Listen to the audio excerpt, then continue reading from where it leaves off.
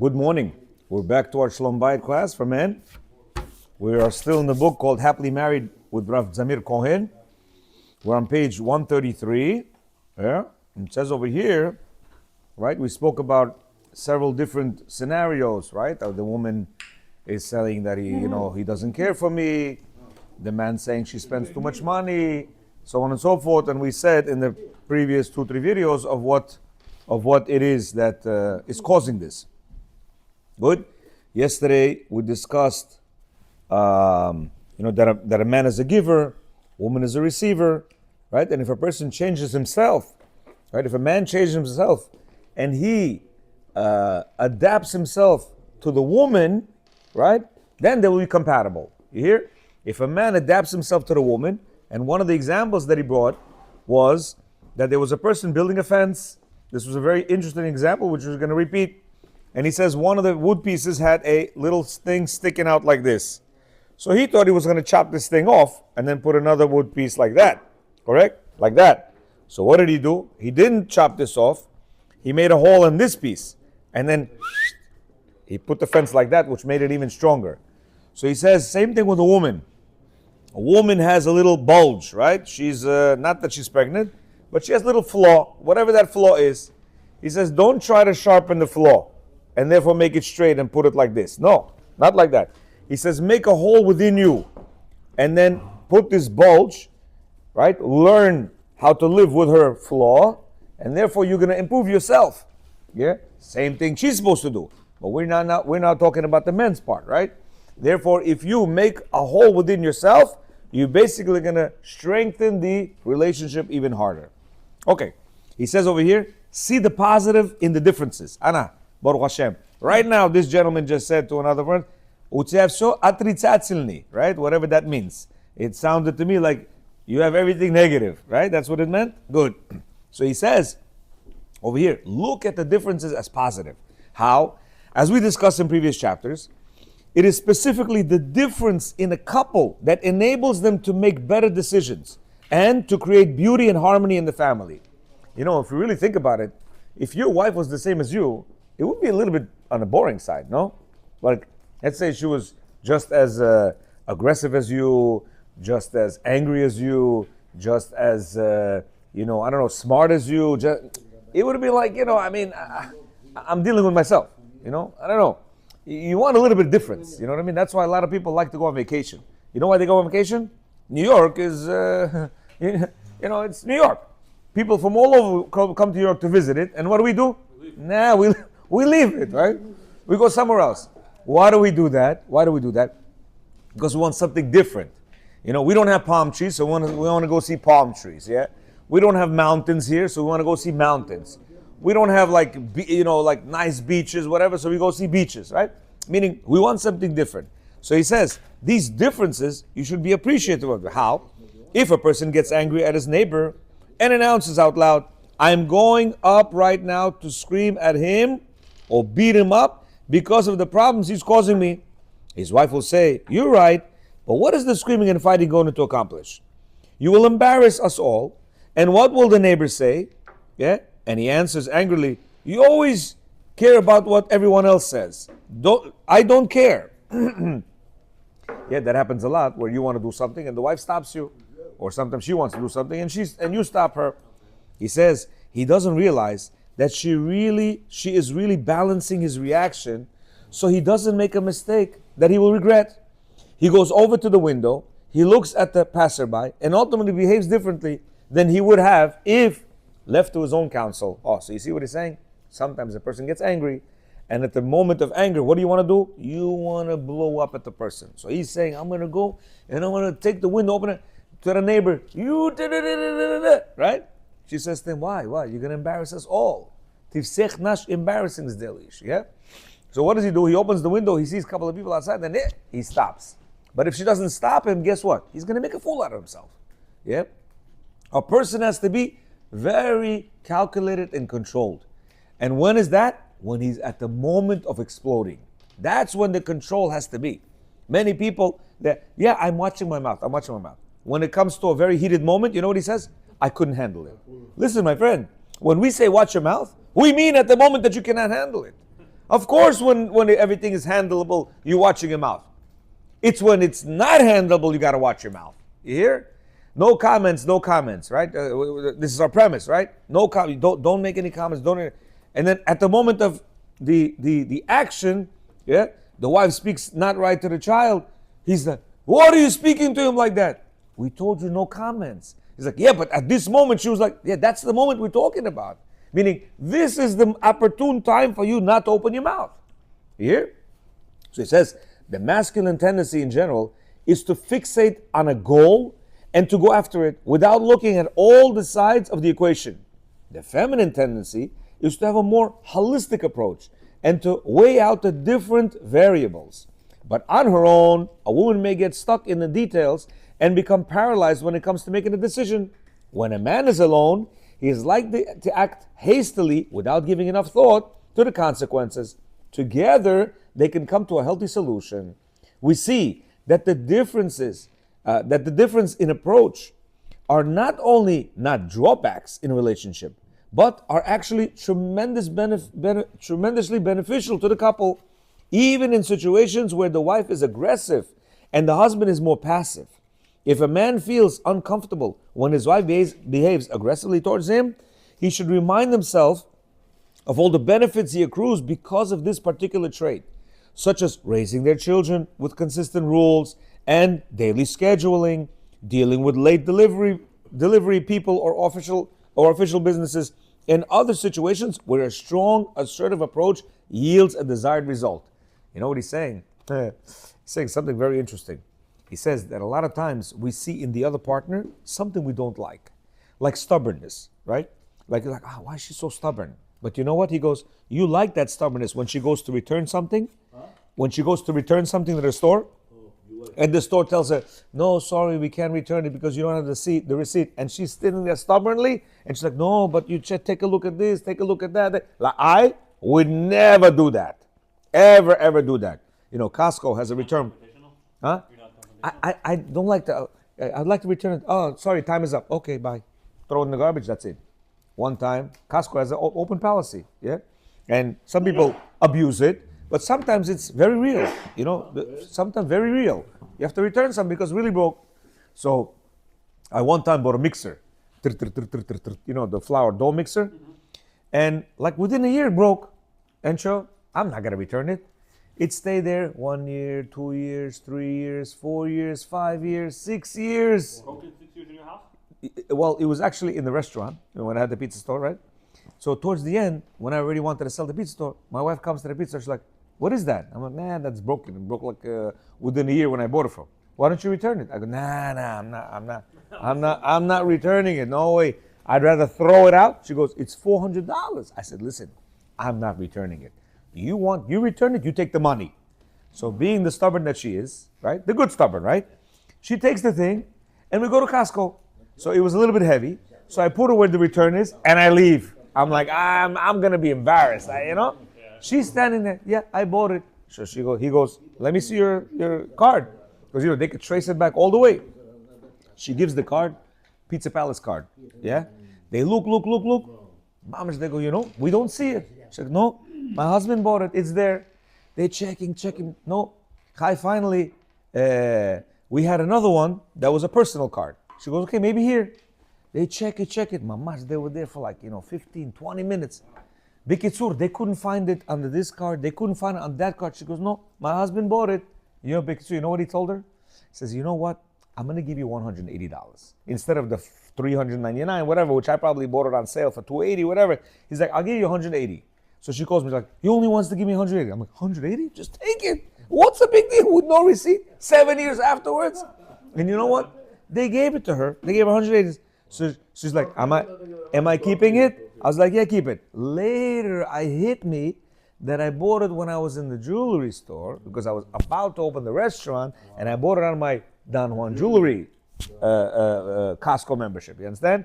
That's why they couldn't find it, because I'm like, I swear I bought it there, you know? And they knew I bought it there because the old box was there also, which for some reason I kept. But anyway, what I'm trying to say is this character trait of being stubborn, I don't like it, right? But he's saying, listen, you like it when it comes to returns. You like it when it comes to when she stands there and says, no, I want my money back for whatever, or in a restaurant, right? Sometimes, one time we went out for a steak, and the steak was really no good. It was like, I cannot send it back. I'm like, nah, I'll just whatever. If I don't eat it, I'll just pay for it. She, no way. It's too hard. We asked them for a soft piece of meat. It was hard like a rock, and it was hard. So she's like, excuse me, and I'm like, oh my God, I can't, but, she's like, no, it's still on the table. She's like, I'm sorry, but this steak is hard as a rock. It's like, oh, really? And you know how they pretend stupid. They know because, and it's like, oh, I mean, what do you want us to do? It's like, either take it off the bill or bring us another one, yeah?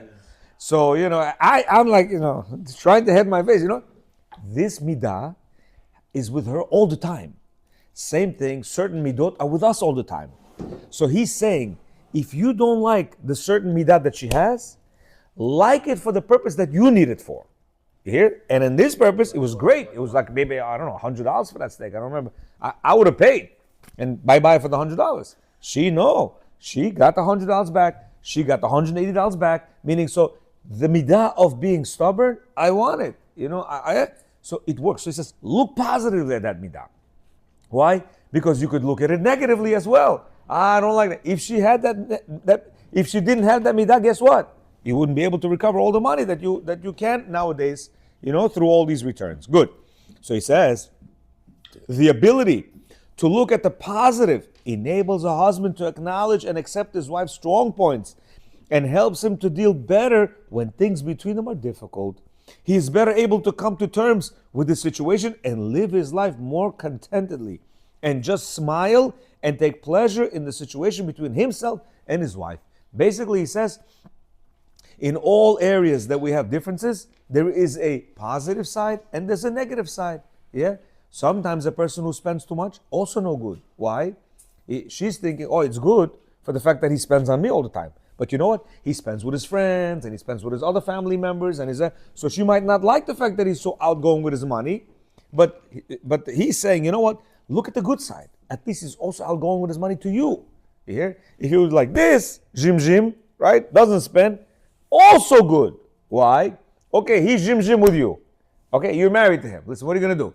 So now, the positive thing is he knows how to collect money, and then he's able to buy a house or something a little bit more, expensive that you need the collecting for. So in each midah or in each character trait, right, that you see, he says, look at the positive. All right, good. Next, there was once a very important king who ruled his kingdom wisely with strength and love, but he had some physical disabilities. One leg was crooked, and he had an unseemly hunchback, and one eye protruded unnaturally from his face. Wow, that's a pretty ugly guy. He was crooked, hunchback, and the eye was like out. He says, to celebrate his 50 years on the throne, he ordered a portrait of himself made for the occasion. When the cover was removed from the picture, the king got very angry. This is how you paint an honored king? Immediately he punished the painter. A few months later, the king threw another party, and again he ordered a portrait of himself. The portrait revealed the king in all of his glory and splendor, straight legs, erect spine, beautiful eye. The king was offended. This person resembles me, but it's not me. Immediately he ordered the artist be punished. At the final party of the 50th year celebration, the king's men searched for another artist, but they were all terrified to paint the king's picture, except for one leg. The king's picture, except for the old one, and the wise painter from a distant village, he bravely agreed to paint. Okay, so sorry. You look at. So the first painter, he painted the king as he is, with the eye like this, with the hunchback. He says, "You look at the king like this, kill him." Second painter, he made him straight. Eyes are good, leg is fine. He says, "What? That's me? That's not me. You drew somebody. That's not me. Get rid of him." So now they needed a painter, a third painter. Everybody's scared. No, what should we do? So they got an old wise guy from a different wise painter from a distant village. He said, "I'll paint the king's portrait." When the cover was lifted, the portrait revealed the king riding on a horse with his bad leg covered by the horse. It was a frontal view, so that the back was not visible, and he was wearing a pair of binoculars which hid his protruding eye. Everyone loved it, including the king, and the artist was greatly rewarded. You hear? So what did he do? He made the king look like this, so you can't see the bulging eye. The crooked leg was side view on this side, so you see this, you see this side of the horse, right? And he says the hunchback you couldn't see because it was a frontal view. He was on a horse, he said. No? Yeah, he was on a horse. No, so he's on a horse, right? With a frontal view, so you can't see the hunchback, because you can't see the hunchback, right? And the horse is slightly tilted, so you can't see the crooked leg. Beautiful. So he says, now you painted a great portrait. So he says, a key to successful marriage is to cover up our spouse's failings so they don't stand out and are not even visible. You know who's covering them? Not her, you. Here, he says a husband can do this, for example, by looking at the good in his wife and the positive thing that she does, despite her shortcomings and limitations. The king in this story was holding binoculars, riding on a horse, and the hunchback was totally invisible. Why? Because of the angle. What a pleasant king was portrayed. Yeah? It is the same in a marriage. My wife doesn't respect me enough. Look how she works hard to care for the children and how she exhausts herself to doing other things. Yeah? How should she have time for me? How should she have time for me? Similarly, it is said in Proverbs, all her sins cover with love. Yeah, so basically it says, whenever you think of your wife as not doing something, look at what she's doing, right? If she doesn't respect you, okay, but look how she's taking care of the kids and how she's preparing the house and how she did this and yeah? If she's very slow, right? She's too slow. Okay, look how she's patient with the kids. She doesn't get, upset at them. Some people are very slow. Like I see people that do shiurim. They talk very, very quietly and calmly, and this way, I can't do that. I gotta be on the action, huh? No. In general, different people have different angles of living. We can't get upset at them. Each person has his own, points that are positive and negative. So he says, try as much as you can to look at the positivities of your wife, and actually of your life as well. See, we're made. What was that? When they said that don't add things. Yes. When the person is good and it's perfect. Yes. Well, actually, in the king's sense, he was offended. But you know what? You could add more positive points to your wife, even if she doesn't have. The real stuff for the. No, to add that if she don't have it, that means you give her. But is it good? No. If it's good, give it to her. But give it to her. You can kill her because No. Again. You're not completely lying to her, right? You're not completely lying to her. We have to be sincere. With the wives, if you're fake, it's very, very hard. You have to be a little bit sincere because they know fake. You still. What? They feel it. You still. Like you say in the joke sometimes, and you don't. No. Joke no good. Yeah. The king that you said, right? He perfect good, the best perfect. No, and because you the joke to perfect her, right? Right. You think about her, you lying to no, me. absolutely. You cannot say. Listen, if your wife is 250 pounds, you can't say, Motek, I love your 110-pound body. You can't say that, because you mamash. You're like, no, you are making fun of her. Right, but don't touch the weight. Don't touch the weight. Look at. I know what you're saying. You're right. We can't be too fake as well. You're right. Okay. Lower your expectations, and this is probably the most important factor in marriage and in everything. What is it saying? Some good advice for preventing fights, anger, and disappointment is lower your expectations. If after many attempts to speak calmly with your partner, following the guidelines detailed in our chapter of criticism, again, he mentions criticism, so he's very strong about criticism as well. He mentioned already several times. Criticism is the foundation of marriage.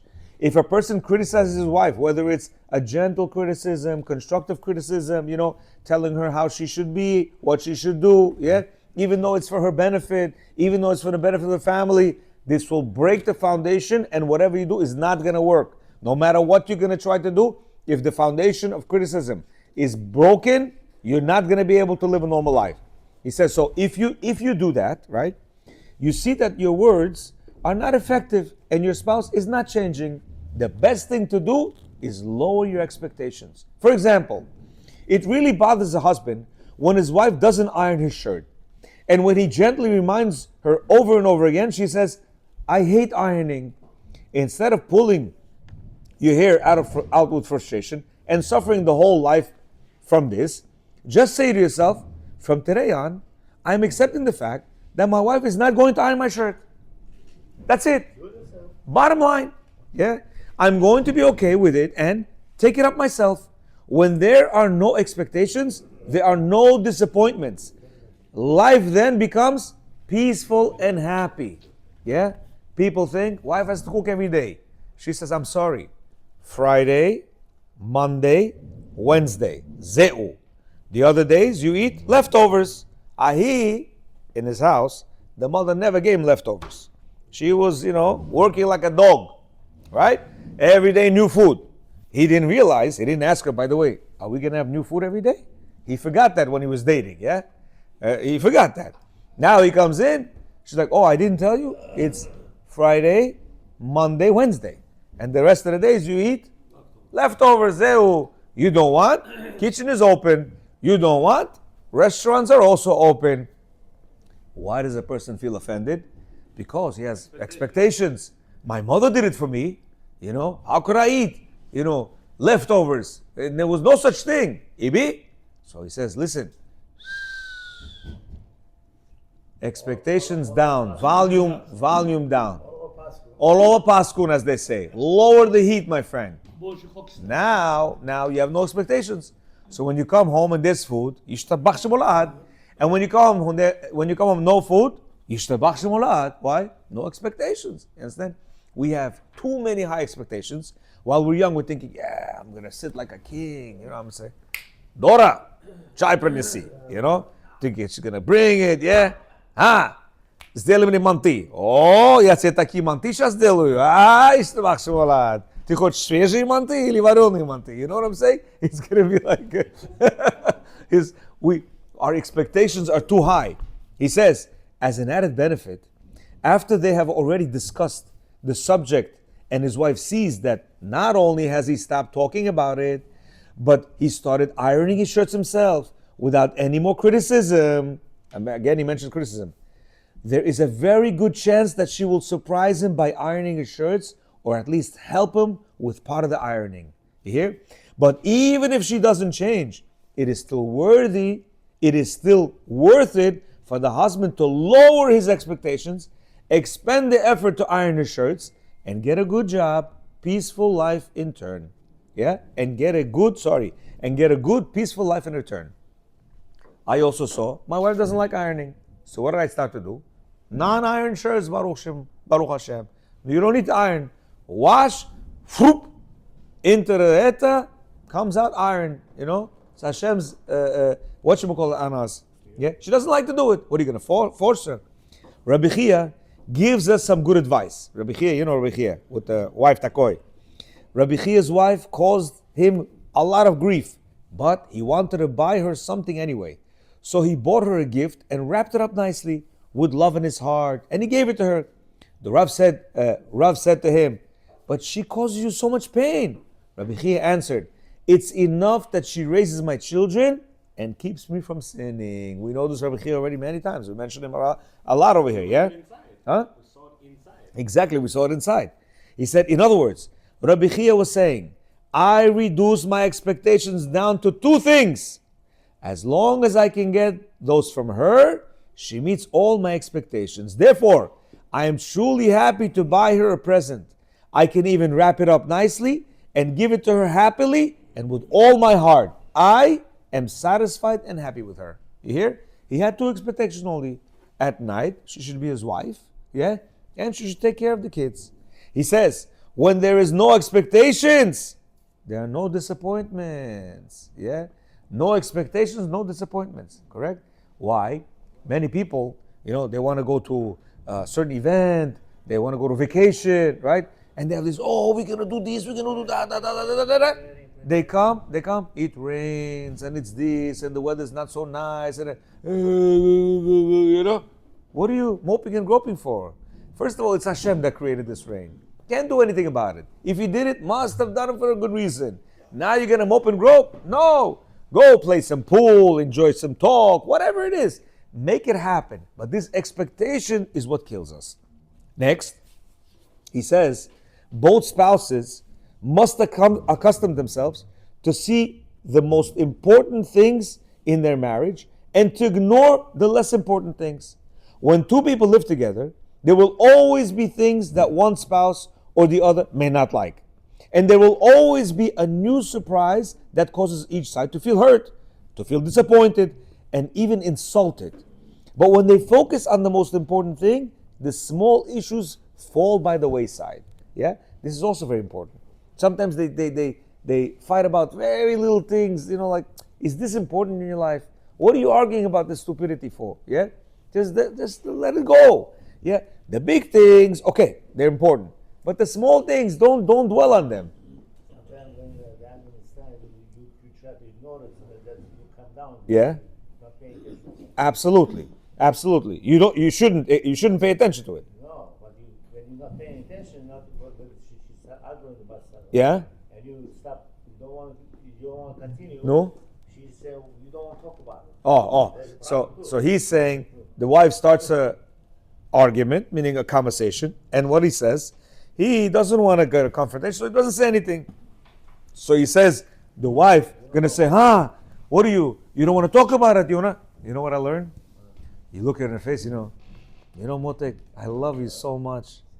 No matter what you say, I think you're 100% right. And that, you know what's gonna happen to her? It's called butter, like that. You're gonna melt her. You know, we have to understand, but you know what? Our gava will never let us say that. Why? So why should you tell her? Right now she's hitting you. Why should you tell her you love her? What's going on? Yeah? But the thing is, we have to learn to do what's called counterbalance the anger, right? When she comes in with the, you look at her, smile, say, I love it when you get angry. Why? You look so beautiful. Giovanni, you killed her. She'll be like, John Daly somewhere. What is he doing with me, But deep inside, she'll be like, stop, you're just saying that. No, Motek, You're saying that because you're See, I think that's why I get you angry so much, because I love you when you're so beautiful there. But anyway, he says, when Boaz married Ruth, all those present gave him special blessings, as is written in Ruth. All the people at the gate and the elders said, we are witnesses. May God make this woman who is coming into your home like Rachel and Leah, both Shtehem, of whom built the house of Israel. Everybody who reads this verse asks why it uses the feminine form with the masculine form. Yeah, Shtehem. He says, you should be like Leah and Rachel, who are feminine. And it says Shtehem, which is both, but in a masculine sense. Right? He says, rather than simply using the regular feminine form of Shtehen instead of Shtehem. Right? No, instead of Shtehen, it's not Shtehem. Right. So he's saying, instead of saying it in feminine form, they said in masculine form. When referring to Rachel and Leah, as would naturally be applicable, the esteemed Rabbi Shalom Cohen explains that even though Rachel and Leah had friction between them, as they were two sisters, married to the same husband, they were still able to give in to one another and remain focused on the spiritual goal of raising a family of God-fearing children who would follow the true path. You know what he says?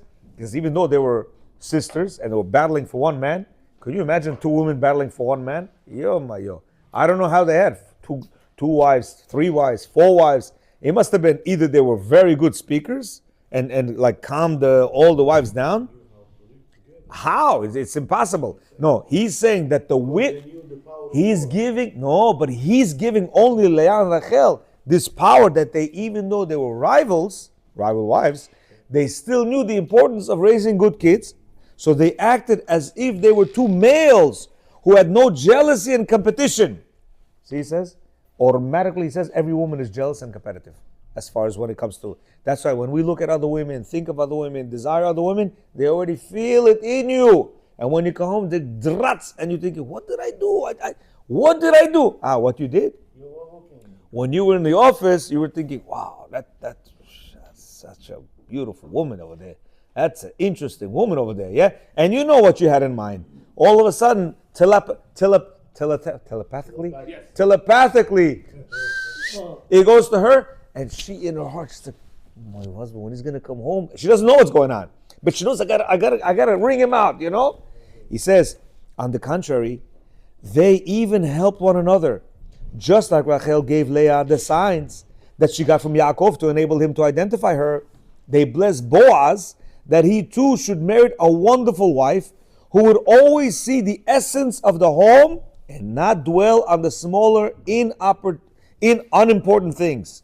This is why they bless Boaz that he should have a wife like Rachel and Leah and not any other person. Can you imagine? Boaz was like the head of the community at the time, right?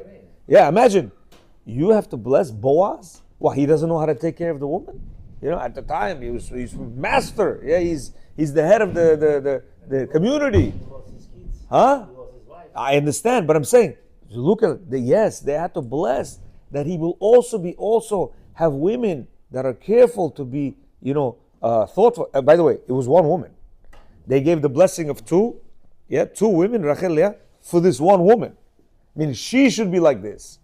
Yeah, in as much the same way, when both spouses keep their eyes focused on the essence of the marriage, the spiritual goal of building a home where they serve God together and build a beautiful family, they can set aside the petty things.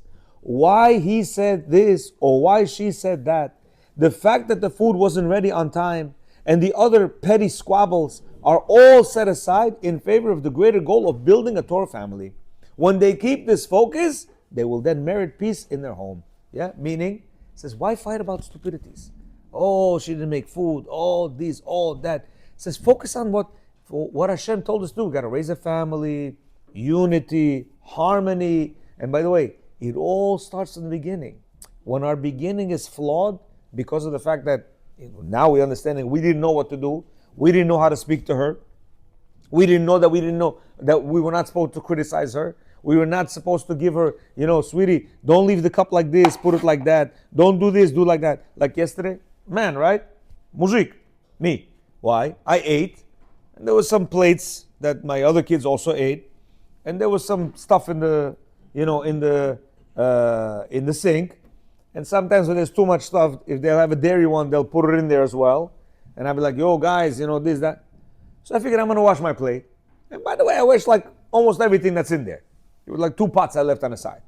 The wife was there. The girls were there. I enjoyed it. It's not. I didn't do it for her. That she didn't do it. She did it. Whatever. I did it for myself. It's actually very relaxing for me. Really. I feel like it's a why. I don't know. I like the cleanliness and whatever. And I did it. And from the distance, she's like, "Thank you, my love." Meaning that she sees that I did it. Back in the days, I would do it, but the face would be, what's it? Like you could, I can go to work, I can go to minyan, I can do this, I can do that, I can shop, I can pack, and I can also wash the dishes. That was the face back then. I didn't want to do that, but that was the face back then. We should know, we as men have to watch our face. Our face is very nasty sometimes, and we don't even realize that. And even without saying, she thinks, why is he looking at me nasty like that? You know that? Do you know that? Yeah, of course. We have a very nasty face. You know my face looks the way it looks. If you do not know that, it's a very big problem. I noticed it when I speak to the couple, both of them, right? I could see it I could see it in his face, and I could see it in her face.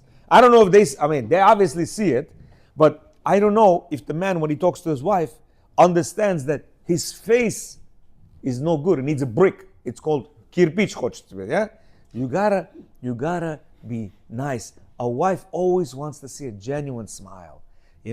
Yes, she's upset right now. Say, yes, my love. I Bezat Hashem, I'm gonna improve. Yeah, I know. Nothing wrong with saying that. I was talking to him today in the morning, and I said, And I said that a lot of times, you know, my arguments were with the before the argument. I try to always prove myself that I'm right. Not that Defending yourself. defending myself. You're getting You hear? And you know what? Natural. No. Natural Women do not understand this. Women do not understand this. Not just men, also women.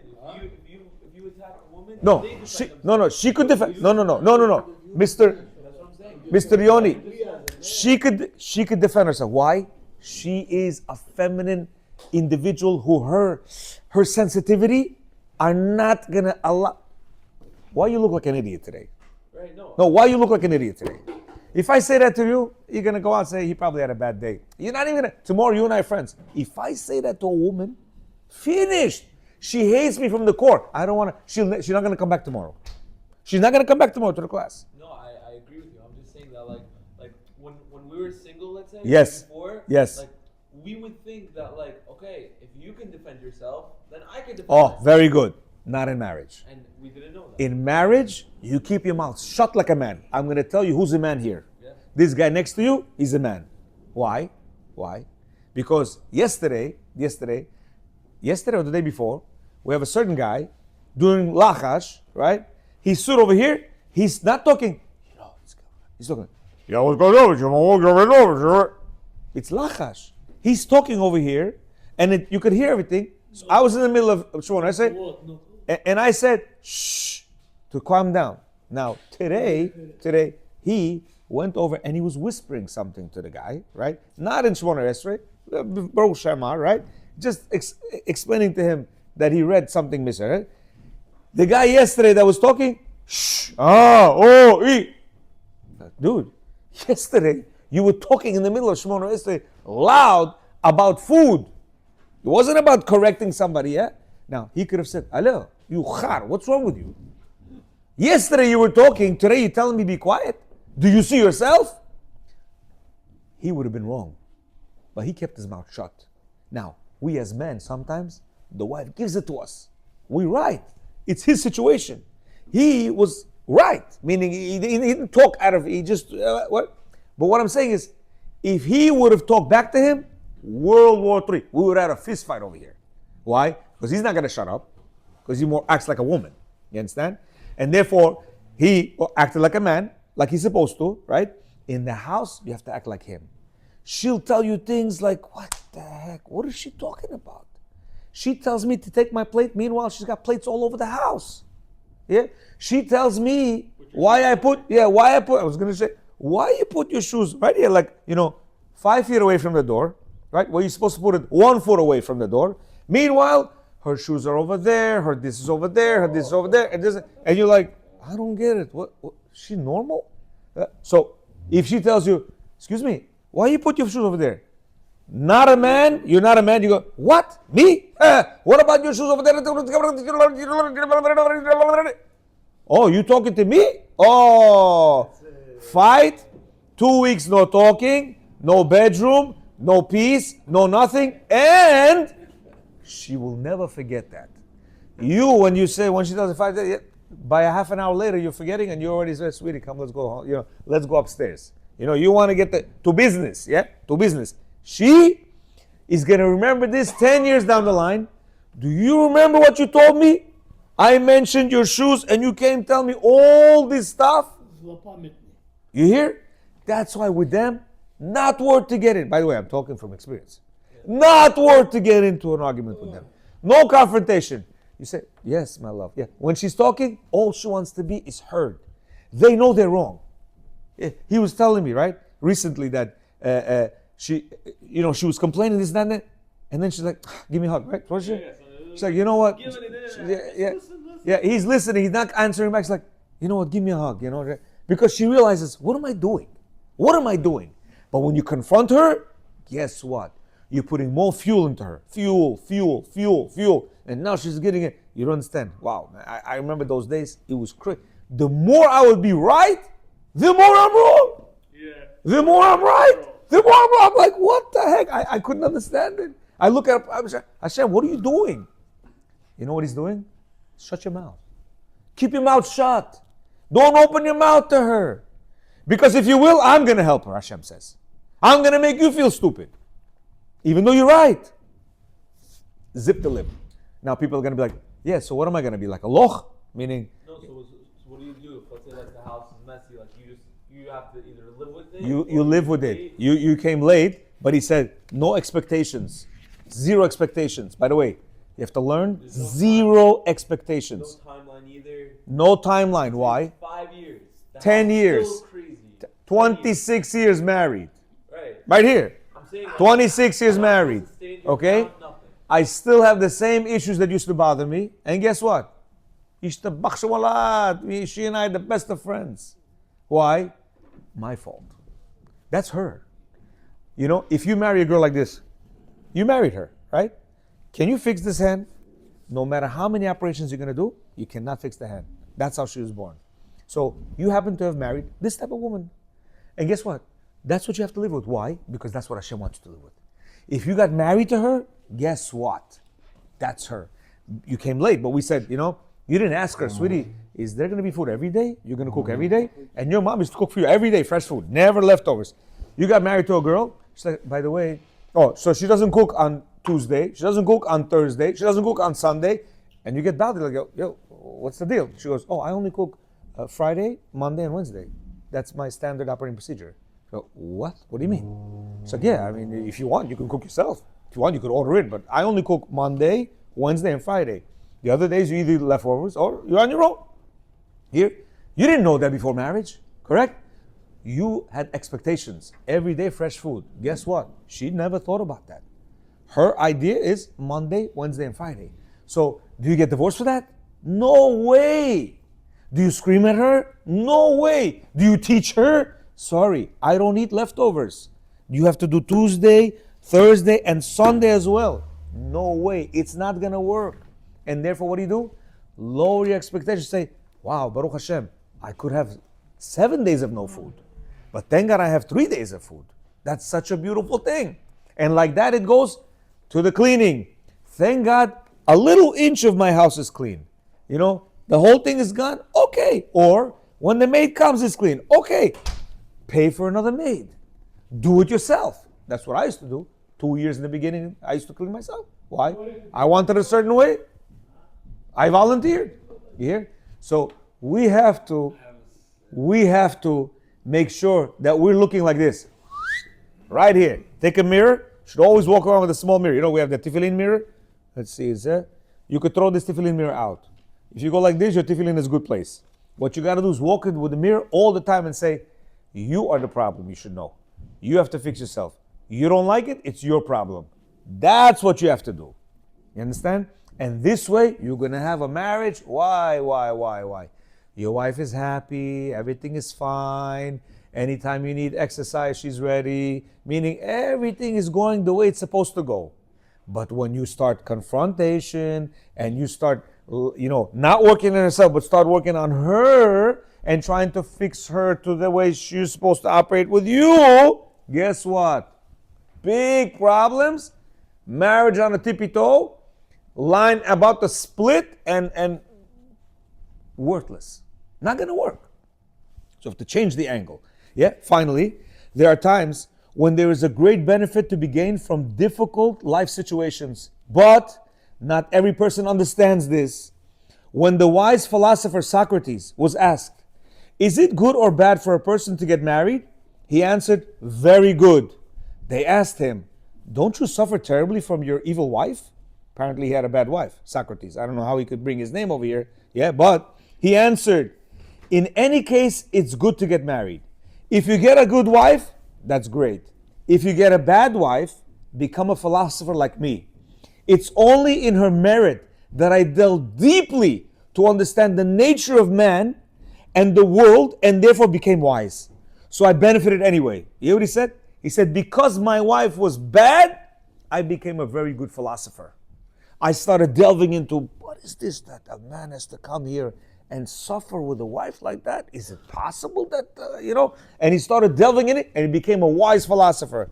Leo Tolstoy, he's talking about, these are mamash goyim. He's bringing in goyim. Он сказал, хорошая жена, это будет исключение, плохая Oh, Leo Tolstoy, the well-known Russian author, said about himself that if he hadn't suffered so much from his wife, he would never have experienced life so deeply and would never have developed the amazing insights that he had.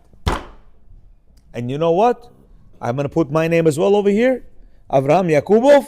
If I didn't have such a challenging wife, I would not be here talking to you. I would not be here talking to you. I would not be helping, whoever I'm helping. Why? I wouldn't understand what that means. But because I went through that challenge, she made me a wonderful person. She made me understand what it is to work on myself. She made me understand that, you know what? You could be on the edge, falling, and change it yourself. We are looking, how could I change her? How could I change him? How could I change her? How could I change him? No, my friend. You change yourself, and the whole thing is going to change like this. And then, so we have to take this mentality out of our brains that, oh, I have to work on her. Oh, I have to work on him. Oh, I have to work on, I'm being challenged right now by my mom. She's a little bit on the older side, almost getting 80. They get older, they get a little bit like a child, And I have always had a great relationship with her.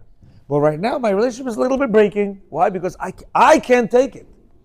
So I'm telling myself, what are you idiot? What's wrong with you? Oh, but it's just that I remember how she was, and she's not like that right now. So I'm getting but you know whose fault that is? It's my fault. It's my fault. Why? I can't accept her like this. And therefore it's my fault. Yes, she's complaining, she's not happy, she's getting old. I have to understand that. But my stupid brain is not making me understand this. I understand it, but I don't. You hear? And therefore it's exactly. I don't want to accept it. And that's a big problem. You understand? That's a big same thing with our wives and our partners and our life situations and everything that Hashem gives us to us, gives into our hands. We have to understand this is how it is. We have to work on it. And if we want to be great people, like he mentions here, we shouldn't be like them, but we should be like, great people. We have to understand this is a challenge for us. It's not an accident that I have a wife that's challenging, that's demanding from me. If she's demanding from me, guess what? I am able to do it. Why? Hashem would never do that. Hashem would never say, here, 50 pounds, pick it up. I can't. He says, you could. If I gave it to you, pick it up. You could. And therefore we have to take the challenge and not run away like wusses. Like many people. Oh, 1 year, 2 years, okay, divorce, that's it. No. Take the challenge. Take the challenge. You understand? And beat the challenge. And you'll see that you're going to be better. Baruch Adonai Olam. Amen, amen.